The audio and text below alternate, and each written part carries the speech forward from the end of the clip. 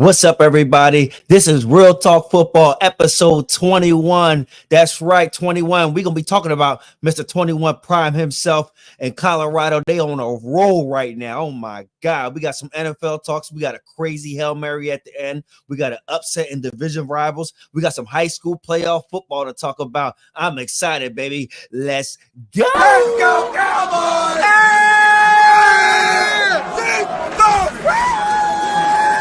Hey, let me get one.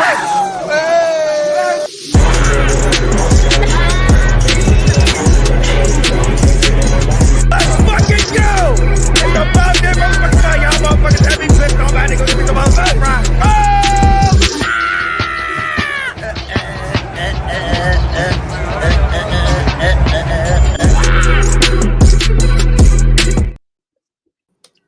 Yo, what's going on, big dog?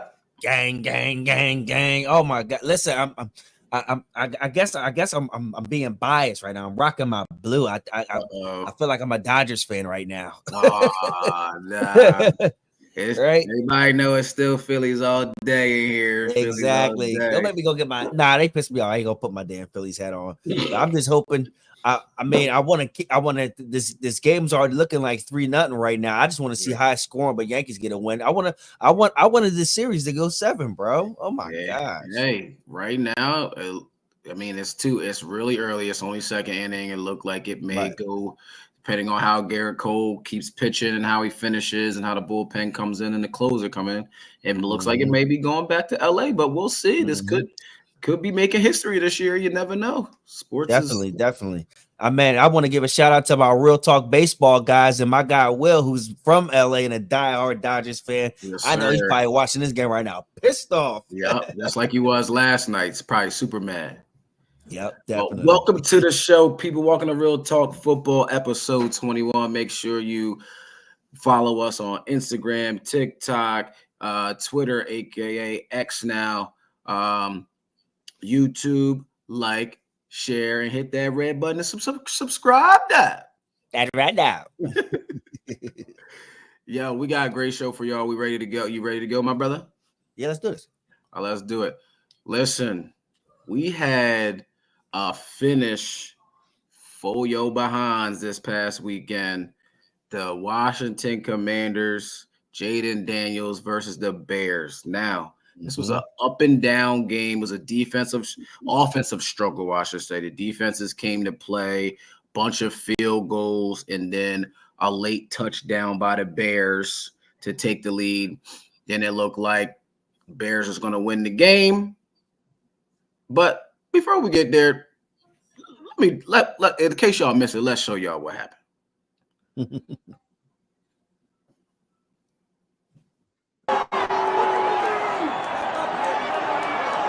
Hold on, let's rewind this. First of all, though, if y'all don't see, look at this fool right here. What is he doing? He already celebrating like the game is over.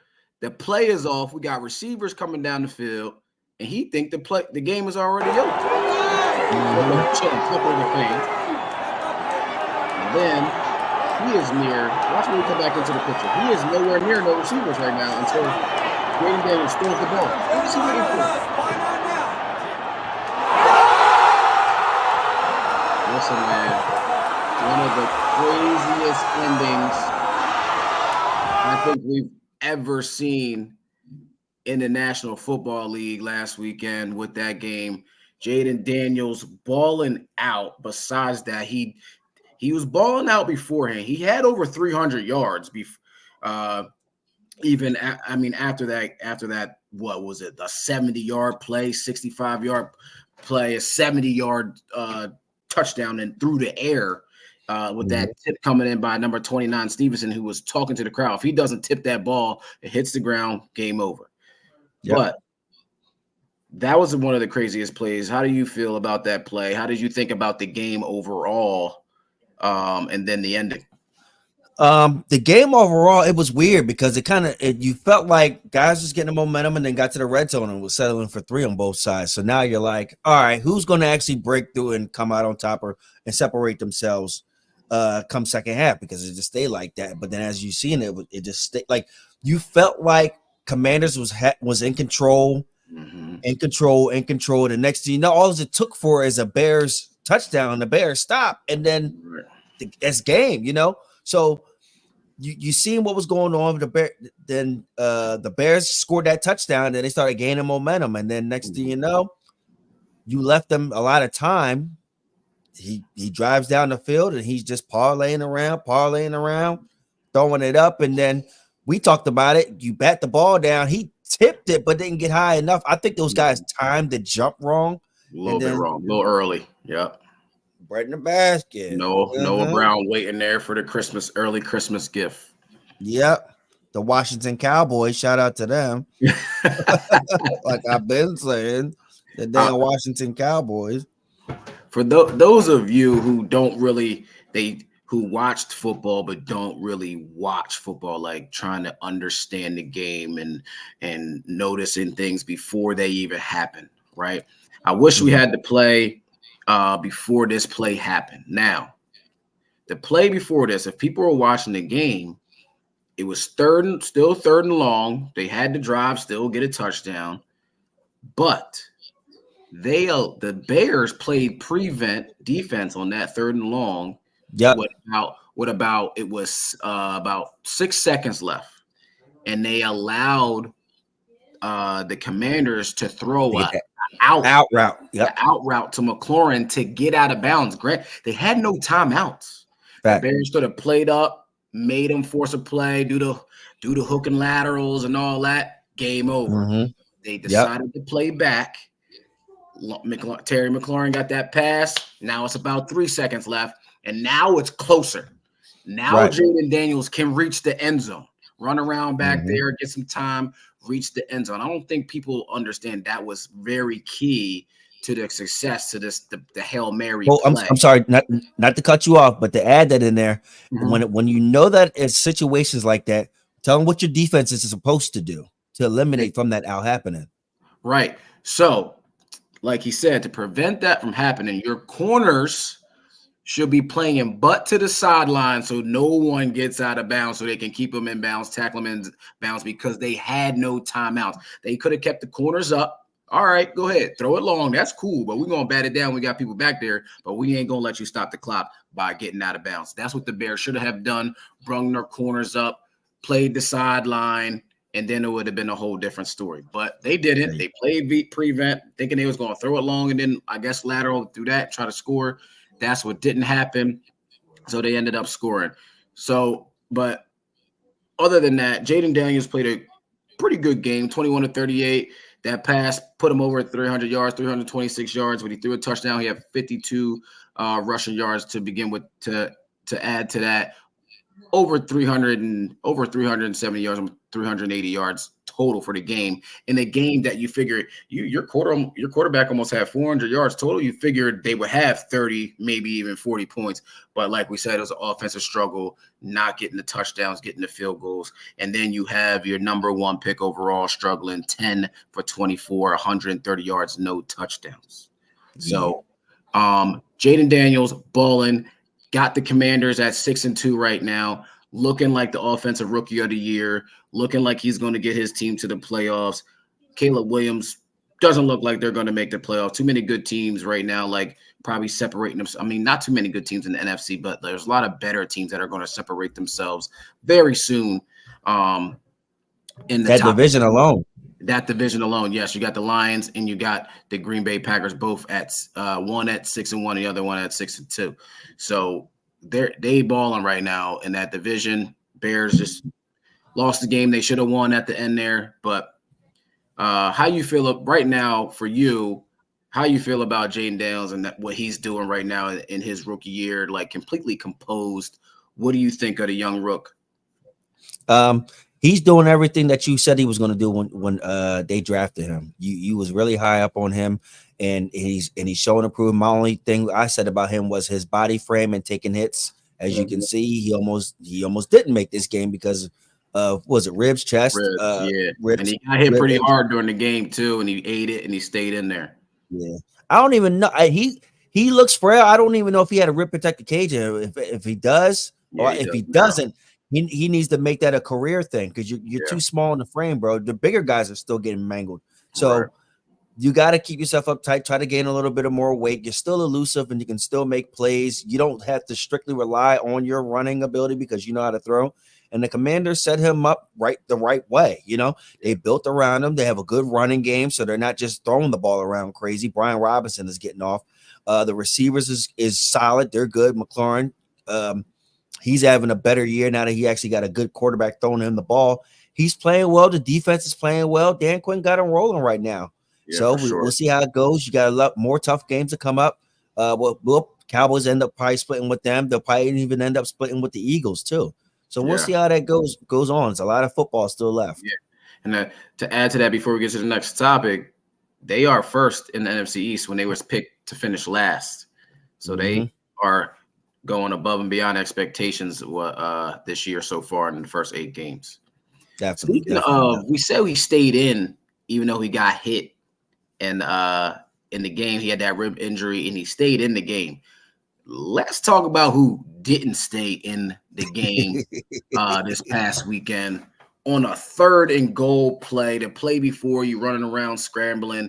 Anthony Richardson does something we have never, in my lifetime, seen any player, especially a quarterback, go like this, say, I'm tired, take me out, and tap out of the game, and then admit in a post-game interview, I was just tired. I was tired. Like, this is the most craziest thing I've ever heard being an athlete and playing football. I would never come out. And I played both sides of the ball. Only time I came out was special teams. Hey, yo, young bull, come. I mean, you go run down there. I'm playing defense anyway. That's the only time I came out. And otherwise, it's different for a quarterback, man. Y'all get rest in between, man. I want to know what you think about him calling out, saying he tired at the end of that post game. What are your thoughts on Anthony Richardson, what the Colts are doing? And he's been benched, and the Colts moving forward. What do you think they should have done? Do you think they handled the situation of him benching him this weekend? And do you think he will start again this season? What the Colts did was they're in a weird spot right now because you got a 2nd-year kid who just came off a injury, ACL injury, and now he's coming back. And then he actually already missed a game already, correct? He already missed a game already before. No, not ACL. He came back from a shoulder injury. Yeah, I'm sorry. Yeah, shoulder injury. And then now, once again, he's already missed the game due to an injury too. So he's still young. He's still trying to figure it out, and still is struggling in a lot of different ways on that offense with Steichen. So, and then you turn around and bench him for what he did and what he said. What he did and said was the wrong things, and that's a bad PR move on his end. Like I said to you earlier today, somebody need to get fired, somebody needs to get in trouble. But I think he should have been held accountable in a different type of way, only because now you're messing with this kid's psyche. You got a Flacco in there who's a veteran guy who's already has the history of taking over a team that's struggling, and him being that vet and knowing how to run the offense, knowing how to get the ball out to guys and keeping that offense in the flow. Where Steichen's, I don't think he has any. He doesn't have any loyalty to a quarterback, but that office is another story. They're like, yo, this is my first round guy. Yeah. This is my first round guy. We got to rock with him. And so now this is where things get weird. Because now it's the head coach arguing about the quarterback, and this happens too much in the NFL, where it's politics versus overplay. So you're in a tough spot. It's unfortunate that you are in this tough spot, but this is how the game goes, and this is how business goes. And now you're thinking about business and you're thinking about the game. I think the kid end up starting over again because while Flacco can run that off season. Yeah, he'll start again this season, only because while Flacco can run that offense well with him in there, he doesn't have the threat of his legs. So I think that him not having that threat of his legs, if they're getting pressure on him, that's where he might be prone to creating turnovers, which he's known to also do. So we'll see how it plays out. He got benched, and they try to pull it back, and they was all over the place with that too. So they handled this all wrong. Right. I'm up and down on it, but I'm gonna push back a little bit what you said about the offense. I think the offense will run better with Joe Flacco there. He'll get it to the receivers on time, be able to play action off the run game with Jonathan Taylor. Because when you see Anthony Richardson is in, he in the shotgun, he run his own read. He's got one read, and then it's either run. It's not the same offense when he's in. It's totally different. He looks like he's reading one side of the field. If it ain't open, he's not even going through his progressions to get to the other side of the field, and then he's taking off, or obviously it's a handoff, zone read, and all that. Joe Flacco is going to get the ball to Michael Pittman. He's going to get the ball to Alec Pierce and all his other receivers and weapons on time, and have this offense moving with efficiency. So, but I juggled with this because being a football player, you know what I mean? Like, I'm not coming out unless my legs is broken. I'm not coming out regardless. And it takes me back to what I watched with Cam Newton's podcast on 4th and 1, when he said when he was asked if he like ever got tired, like a while ago. This is months ago. If he asked if he got tired, he said, "Yeah, me running around there crazy, but I'm not coming out. I'm not telling coach to call a timeout for me." Like, he said him and his offensive coordinator, and especially with Ron Rivera too, the head coach, they were so in tune that, like, all right, Cam just ran the ball or had to take off 2-3 times in a row. He tired. Okay, bet we gonna hand this ball off so he can still catch his breath. This play and the next play, right? And even McCoy. Shady McCoy, I listened to him on the facility. He said when Pat was tired, he ain't never come out. He would call the play, he'd catch his breath in the huddle, and he would run the clock down to 2 seconds before he snapped the ball so he can catch his breath during that play, man. You don't ever tap yourself out. So I'm not giving them grace with that. But the only thing I will give them grace with the organization drafting him. They knew he was going to be a project. You knew he ain't much in college, but stop putting these young guys out there when you say you got a project per se at quarterback as you wanted him to be your franchise guy. Sit him down. Sit him down like Jordan Love. Sit him down like Aaron Rodgers sat. Sit him down like Dak Prescott sat a little bit before Tony got hurt. Sit him down before these guys. You know what I'm saying? Like, you ain't got to rush these guys, and especially when he only played. This is only his 10th game as a NFL last year, as an NFL starter this past week, and he only played in 11, 12 games last year as a quarterback. But he was a high pick because of his strong arm. Kid's not accurate, and because he can run. Come on, man, we gotta stop setting these kids up for failure. Just like even though Bryce Young had a little bit more experience starting a couple years and then coming in, but Bryce was set up for failure because he ain't had no weapons, no running backs, no receivers, for sure no offensive line. So you want these guys to start right away. You know, in 3 years, if you're starting franchise who you claim is your franchise quarterback ain't playing well in those first 3 years, y'all gonna find another one and kick that one to the curb. So sometimes you got to sit him down like the Packers did Jordan Love. You see what Jordan Love did last year and is doing this year, even though he got hurt again, but I think he'll be back. So I just think they need to take their times with these young guys, whether they're a project or not, you know? Yep. Facts. Definitely. I definitely feel you with that. And like I said, we'll see what turns out from it, because we know, like I said, we already agreed on that. Flacco is going to be able to get that ball out. So we'll see if he ends up starting again, but let the kid develop, man. I totally agree with you. Yes, sir. But now we're gonna stay over in the AFC. Yes, sir. Now, these dudes, they was 4-2, then say, you know what? I think we can go to another level if we make a quarterback change. And everybody was confused, like, what the hell is going on here? Justin Fields has been solid.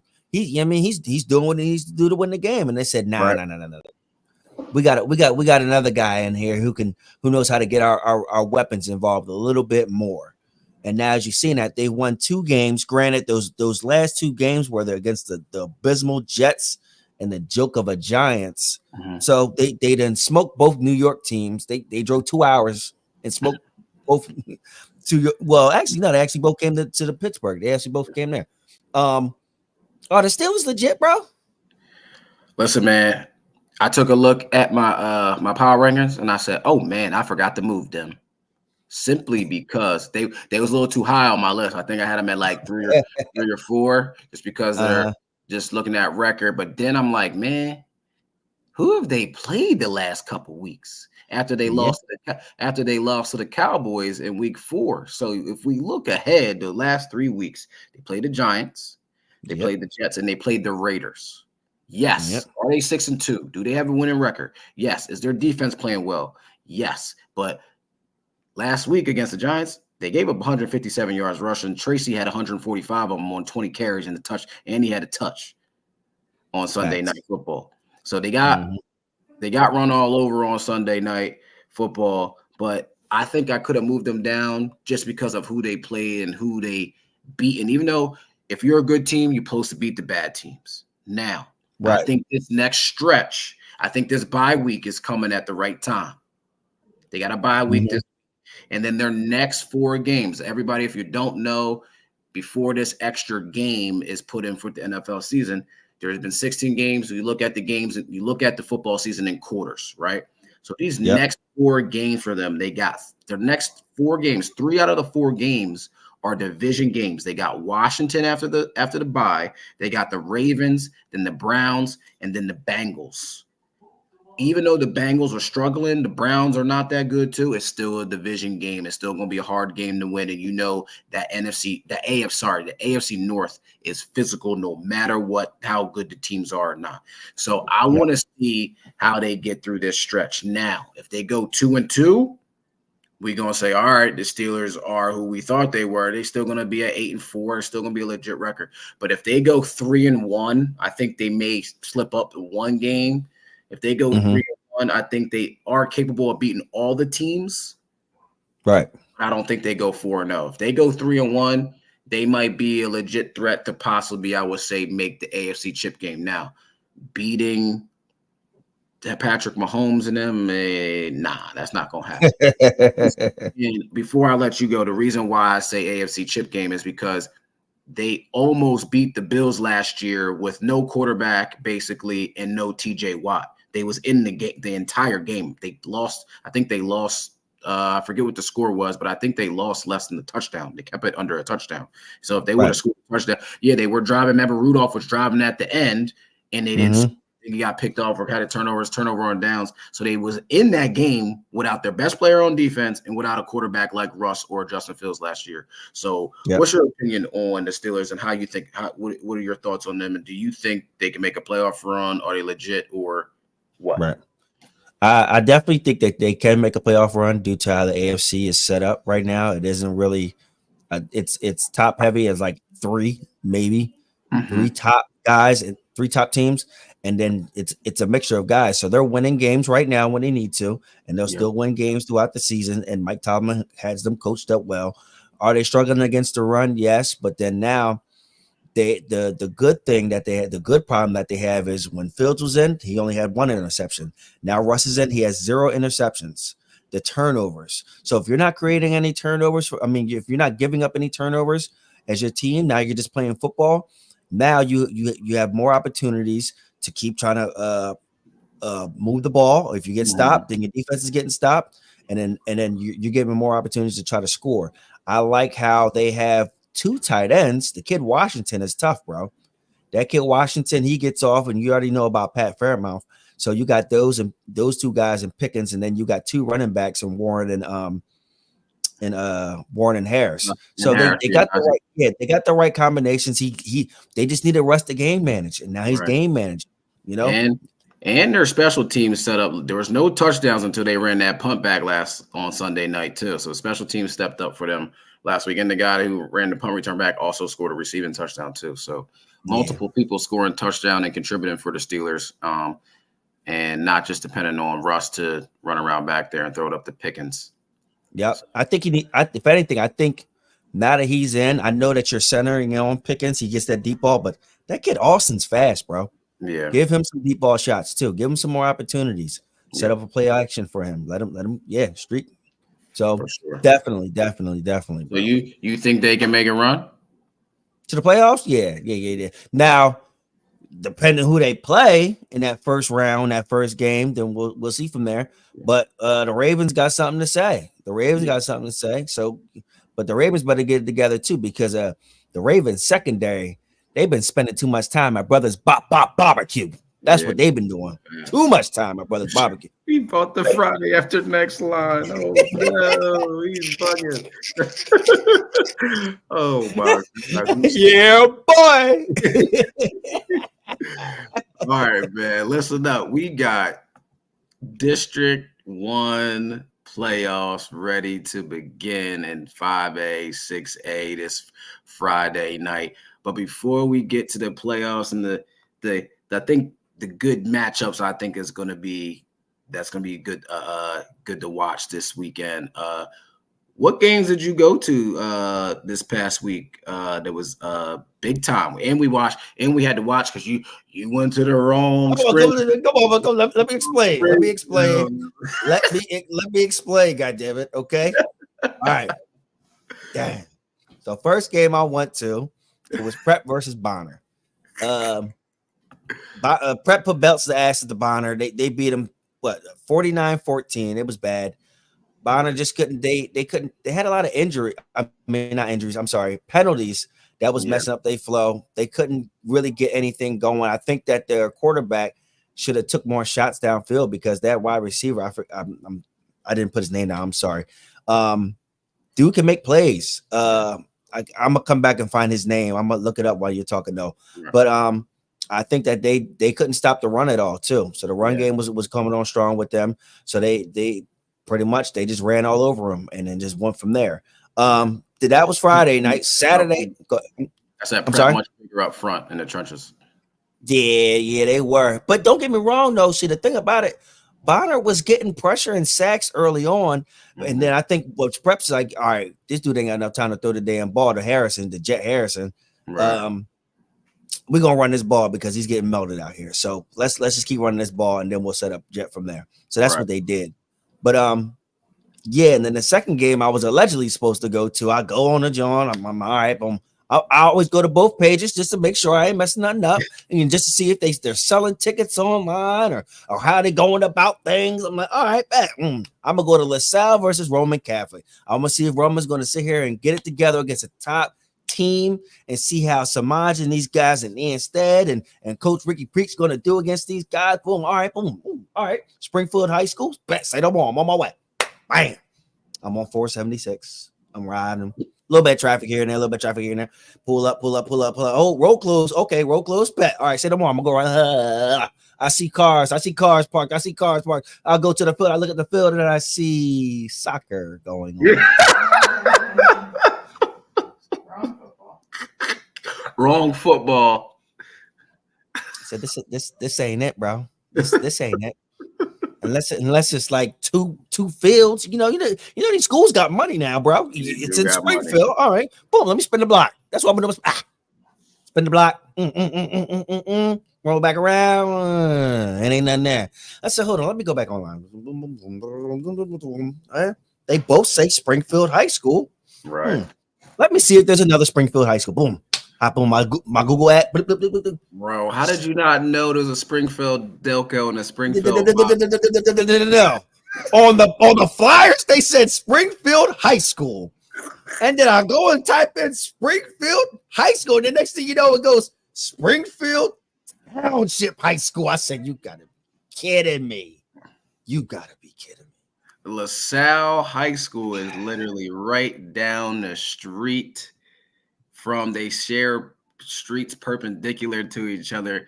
They right down the street. That's basically their home field, brother. Because LaSalle's field don't have no stands, so they don't play on their property. Right. That's cool and all. But somebody from LaSalle owe me some gas money. All right. Somebody from LaSalle owe me some gas money. That's all I got to say right there. You know what I mean? And you know what? I'm actually happy that I didn't go, because Roman Catholic was just shooting themselves in the foot the whole damn game. As I drove home sitting in traffic watching it on live on YouTube, LaSalle ended up winning 35-16, but Roman was they were moving the ball, they were scoring, they was getting key stops, and then just getting to the goal line, They're just doing the dumbest stuff, bro. It's just stupid But mistakes, stupid penalties. that boy, everybody, if you don't know who this kid is, you better go look him up. You're gonna be seeing him at the college level. You better go look up who Joey O'Brien is, the starting receiver for LaSalle. Because boy, Legit. he was balling again against Roman Catholic. There is nobody in this area that can stop him right now. So be looking out for him come when these 5A playoffs start. He's definitely legit. Young boy can hoop, and he plays both ways. Just like you said. You don't take yourself out. No. He plays both ways, and he can he'll defend and then turn around and then score a touchdown on you. Right. Young boy's definitely tough, but that is the end of high school football for the regular season. Now we're starting to these playoffs. You know, the playoffs about to start. I'm gonna get y'all with some key matchups, man. Listen up. The 8 and 9 game, PW Plymouth White Marsh versus Souderton, going to be a good game. Plymouth White Marsh is at home. I think Souderton is going to go down. I think Souderton was a little bit overrated this year. They didn't play too many good teams. They were playing all those small teams at the beginning of the year, give themselves a little confidence, and I think PW shuts them down. PW plays tough defense, and they're good on offense. I think Souderton's going to have a tough time, but you never know. The 8 matchup is usually just as even when it comes to the playoffs, because records don't matter when it comes to the playoffs. Anything could happen. Downingtown West, the 2 seed plays 15 Coatesville. Now, I'm sorry, my bad. I don't want to cut you off real quick because I wanted to make sure I give a shout out to these kids. The wide receiver Jalil Hall on Bonner, tough. He reminds me kind of like a tall receiver. He played both ways and he was getting sacks. He's going to West Virginia. Okay, I like him a lot. Right, we'll be Preps running back. Yeah, Preps running back. Kyan Billups, tough. I like him. Burst, speed, and patient. And waiting for his blocks and explosiveness. I like both those kids a lot. What year's the running back from Prep? Junior. Okay, so we got another year. Okay, be looking out for him next year too. Back to the Downingtown West 2 seed in Coatesville. Now Downingtown has had a good year.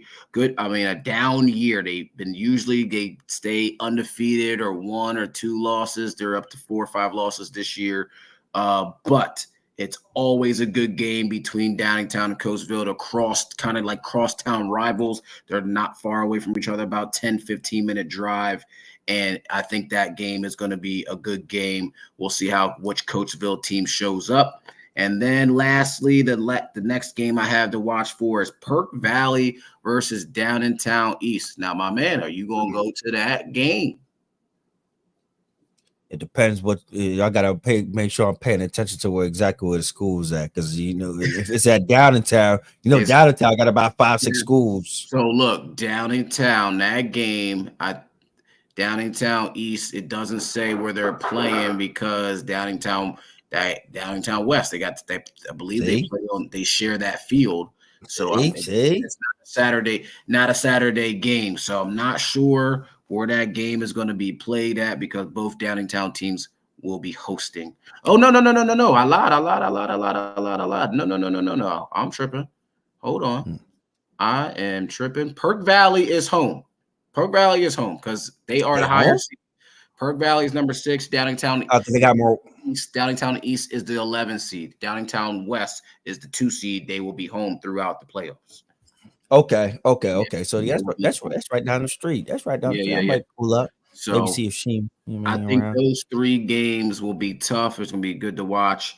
The top seed, CB South, they're undefeated. They're playing Springford. Now, we expected Springford to be around in that top 5 or top 10 range this year with Matt Zoller's getting injured this year. Sorry, got injured.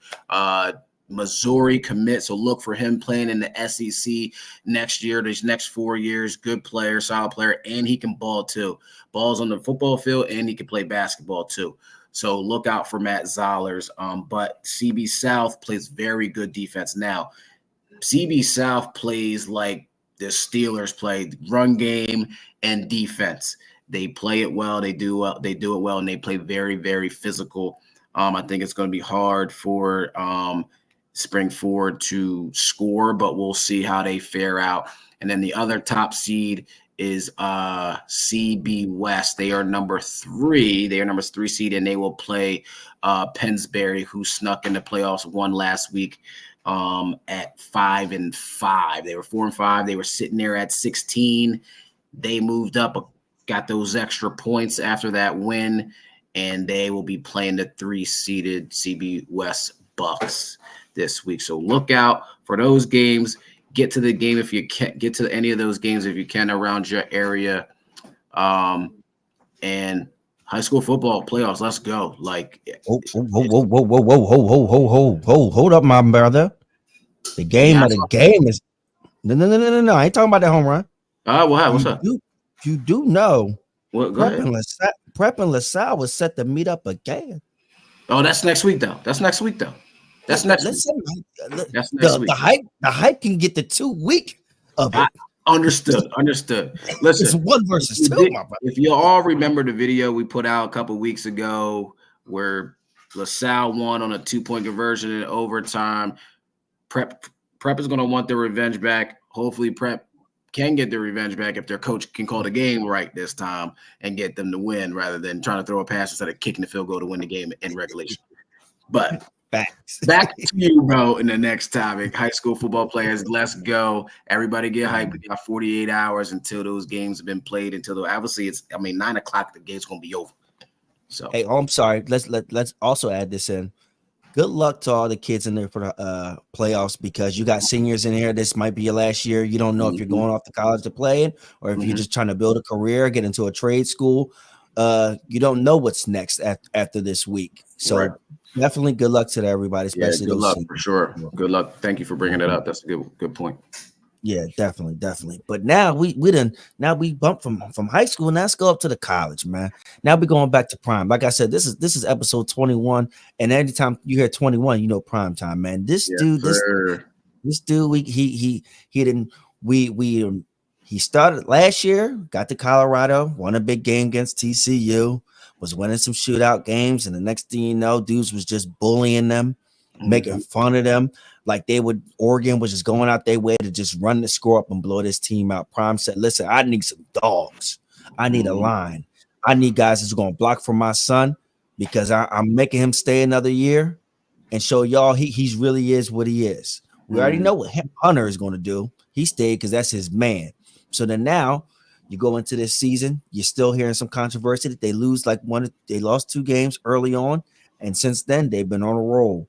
They've been on a goddamn roll. What do you think about Colorado? Do you think that they're legit enough to, bowl ready? And how you think it's going to be for the rest of the season for them? Can I say something real quick? Go ahead, do your thing, bro. I want to say sorry, Coach Bro. Yeah, listen. Sorry. I was holding that off.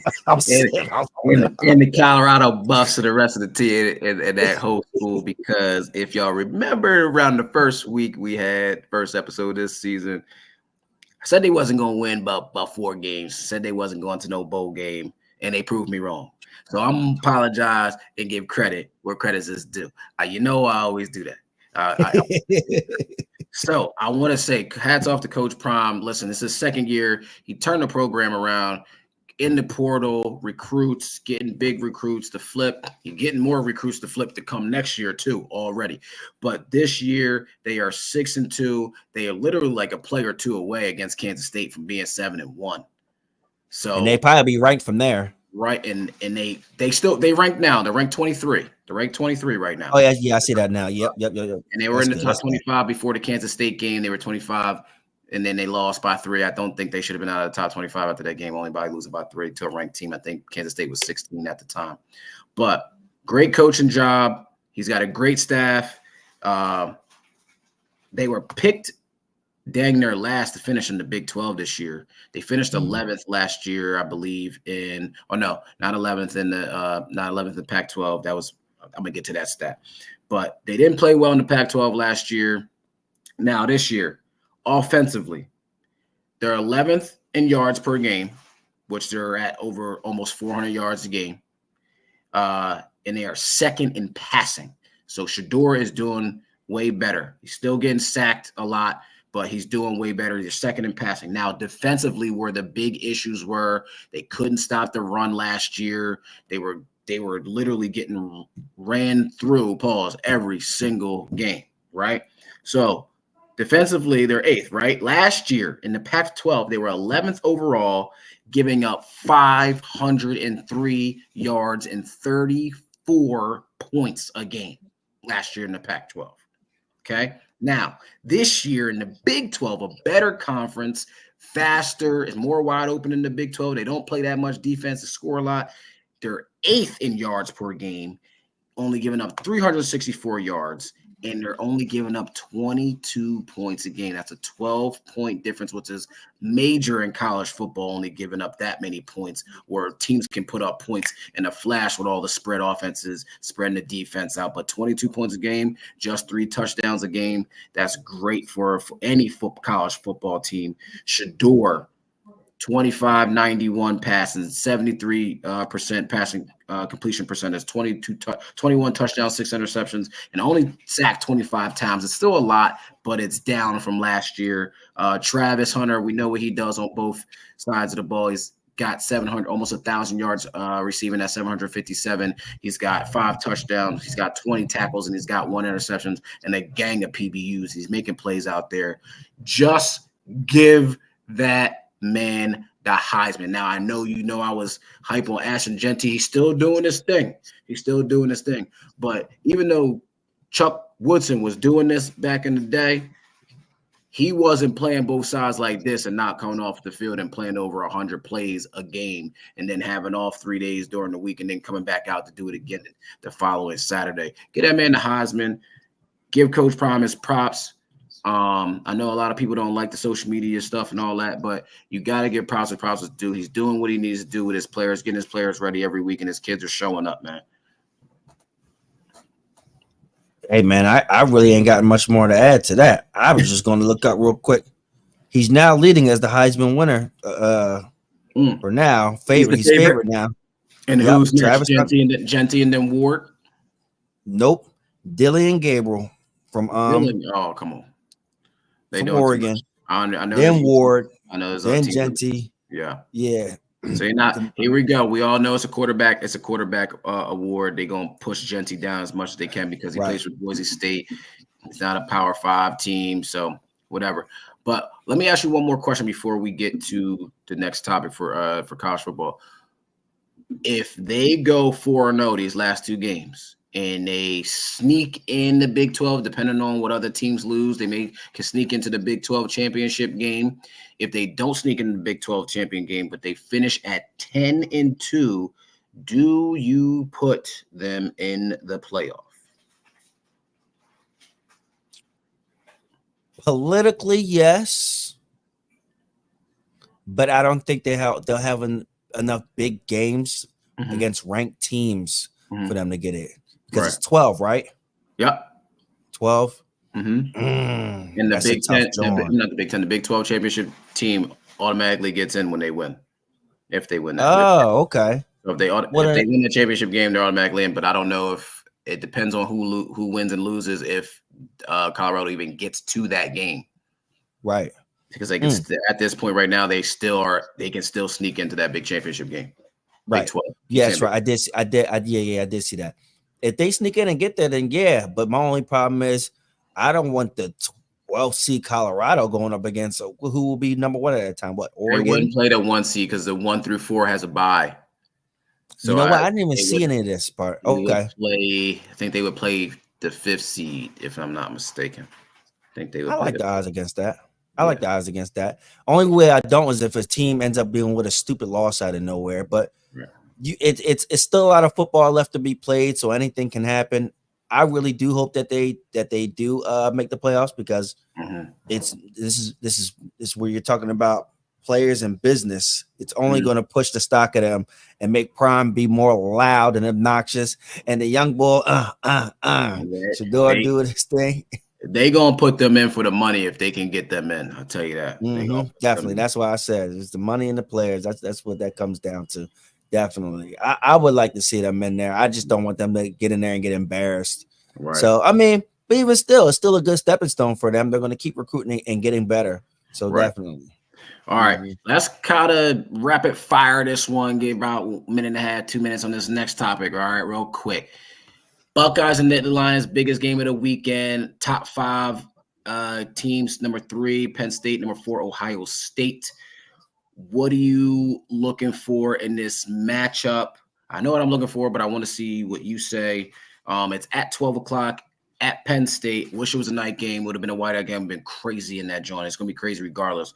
But what are your thoughts on this game? Who you looking at? Who you looking for? Who you think's going to win? I think Ohio State is going to win because they do have the better roster, but I still hate the fact that they're playing slow and down to their competition. Mm-hmm. I think they will get up for this game against Penn State, but still, Ryan Day, I still don't feel too confident, and I think you're still walking a tightrope with your career as a coach for Ohio State. Ooh, that was a tough John.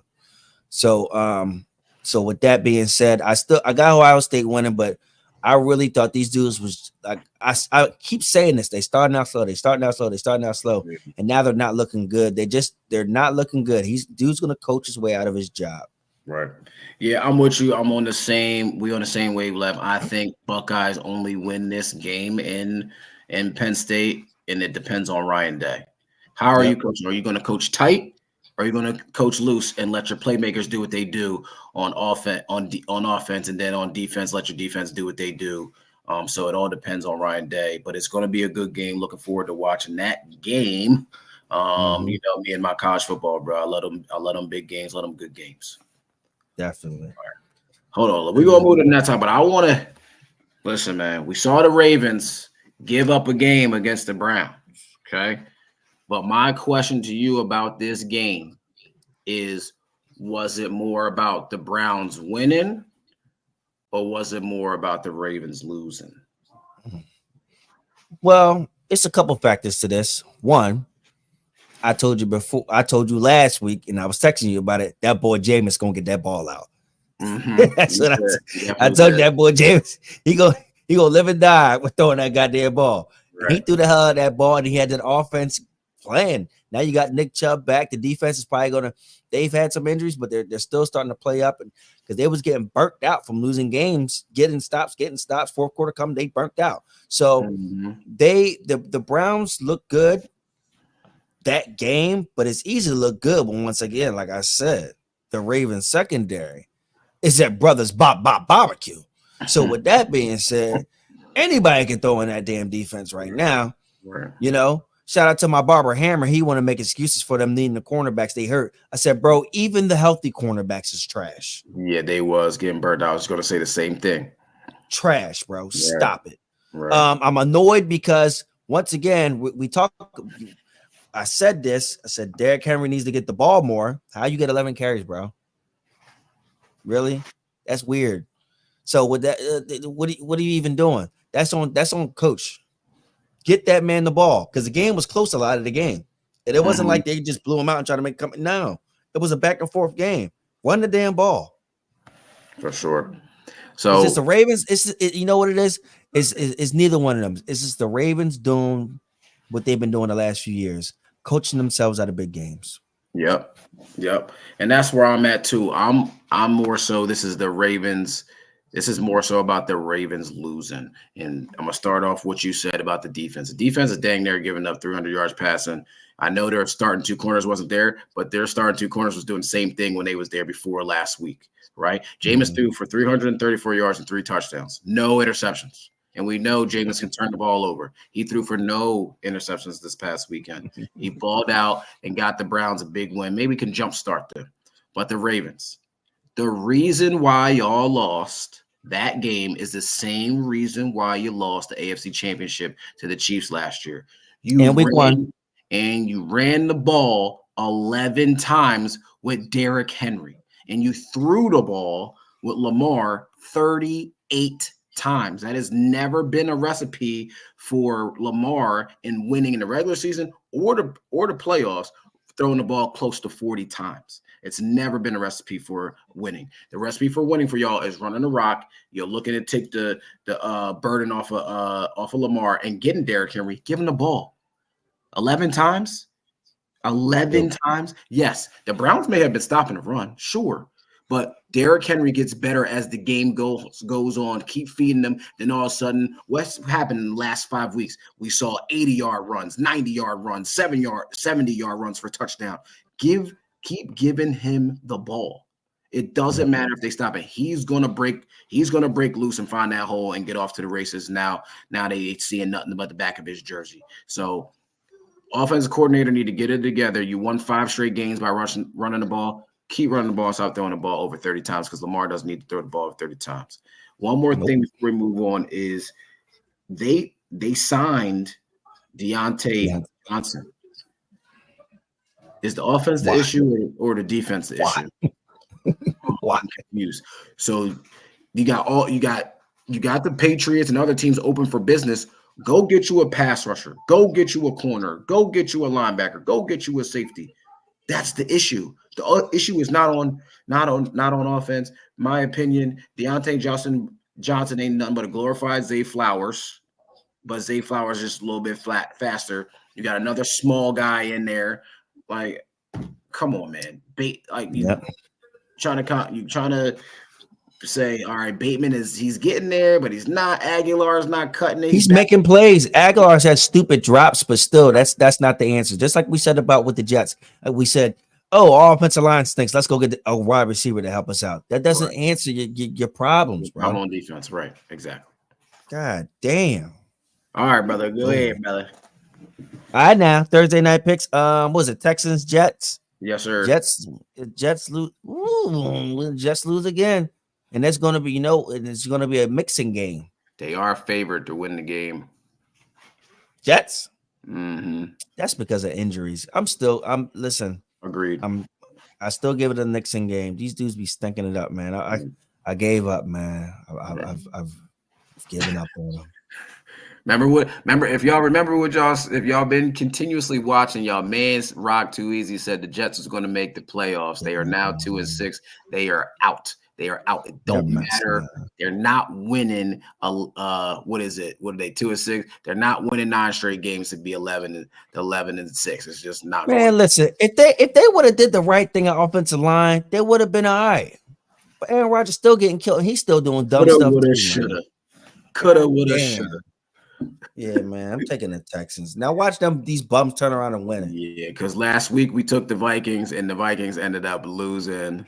On Thursday Night Football. I'm still picking the Texans only because I believe they have a team, and the team's playing better football. The defense, even though the Jets number-wise are a better defense, the Texans on defense are playing better. Now, CJ Stroud looking a little shaky out there. He ain't looking like he in that sophomore slump. That sophomore slump. I think you need to pick it up this week to tell everybody I'm still here. You know what I mean? Now you out. Diggs is out. Nico is still out. I'm not sure if he's coming back to play this game Thursday night because it has been 4 weeks. Not sure if he's back. And now you only got Tank Dell. So I think they're going to lean heavily, like you said, on Joe Mixon to run that rock and then open up the pass game and ultimately win this game. And I think the Texans get pressure on Aaron Rodgers. And I think this might be Devontae. You might get your first touchdown this week. I'll say that about the Jets. That positive about the Jets, and that's it. And there we go. Well, that's your Thursday picks. Yes, sir. All right. Ready for some Sundays? Yes, sir. Did I go first last time or you? Yeah, it's me. I got you. Okay. I got you. We got like 5 minutes. So let's get it. We got it. So listen, we got Sunday picks. What games you looking at to watch? Who you picking? And then we'll get to the upset pick quick after that.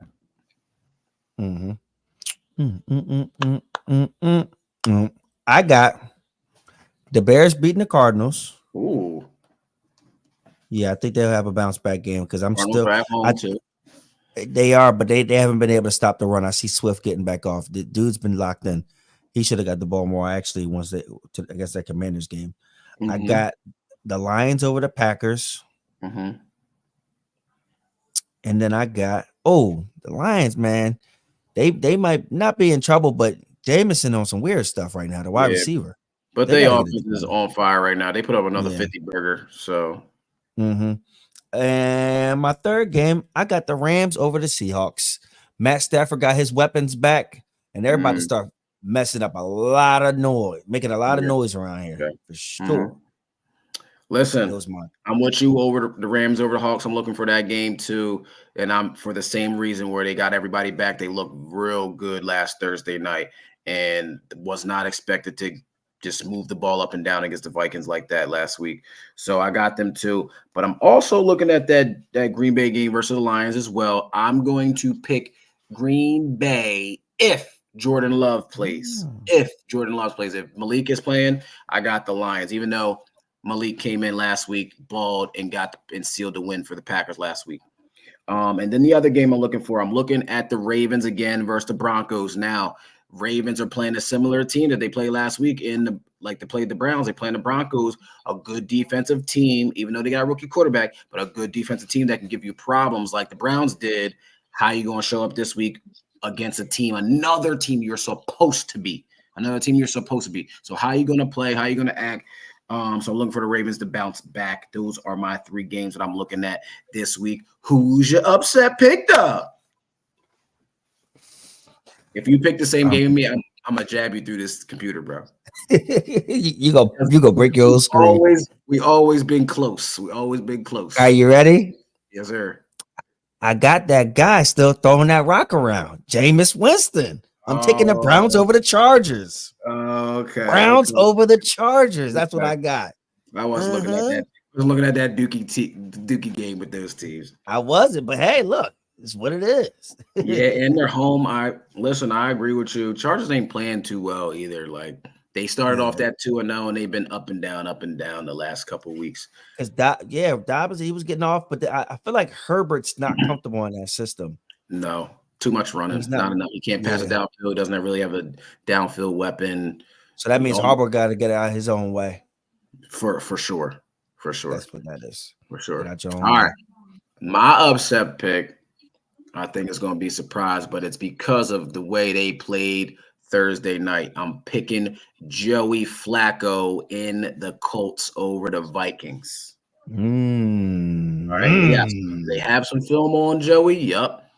But the way the Vikings defenses played and been getting run all over and thrown against the last 2 weeks against the Lions, and then now the Rams the past week 2 games they played. Maybe this little 10-day, like they call a little like mini bye week, got Brian Flores. I mean, got him some extra time to prepare for the coach and Joe Flacco. He can't move around like Anthony Richards can. He got a stationary target. Maybe they bring a little bit of pressure, but I'm still going to go with the Colts to beat the Vikings this weekend as my upset pick.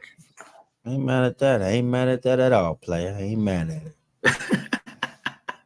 Listen, people, we appreciate y'all for tuning in. One more thing before we go. My man Austin Harrell said, I'm glad he got his mic fixed. So he's throwing a little shade at your brother from last week. I'm also glad too, because I was waiting back, baby.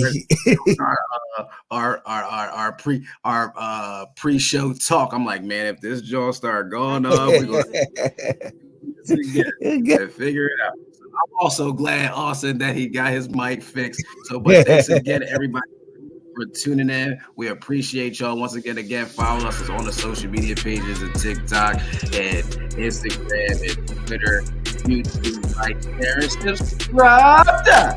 That's right. And the Yankees is putting belts to the Dodgers right now. Oh my God. 5-0 in the bottom of the 4th inning. 2 on, 2 outs, 1 and 2 against Jazz Chisholm. But like we always say, still with us, sing ya. Peace.